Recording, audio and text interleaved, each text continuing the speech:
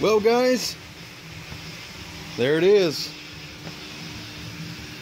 Of course, this is just set up on a stand. You know, there's some of the pins poking through, so I had to make a little plate to set them up so I could display it for everybody to see. I think that's how it's going to basically look. We've got the J from a Javelin, the Z from Z28, and then the E's and B's and stuff. Well, that E is from a Javelin. The rest of these are from Century and some other emblem. I don't remember now. It don't matter. It's funny, I got these extra letters. My buddy Bobby is over and he named his 65 satellite Lucy. So I started spelling out Lucy and I realized I have C-U-N-T, which I think I might make into an emblem because the C is capital. And then I might put that somewhere else on Jezebel.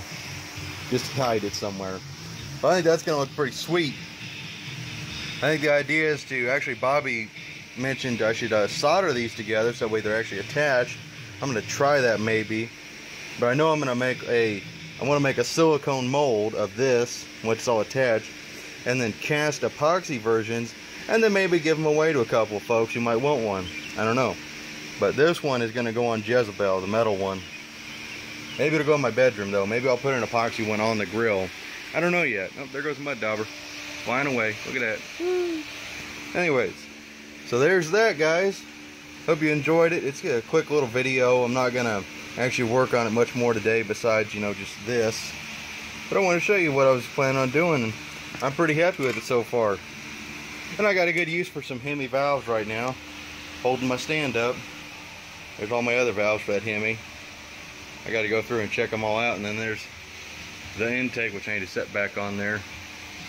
But there you go, guys. Hope you enjoyed it, and hope I can inspire people to make more of their own custom names for when they name their cars. Alright, guys, so this has been a rocky road doing my first things with epoxy resin, and I think we're about ready to lay everything down and we're going to build a wall around this so it can set up. We did a test deal with this one. Don't mind the word that's written in there, it's just a gag.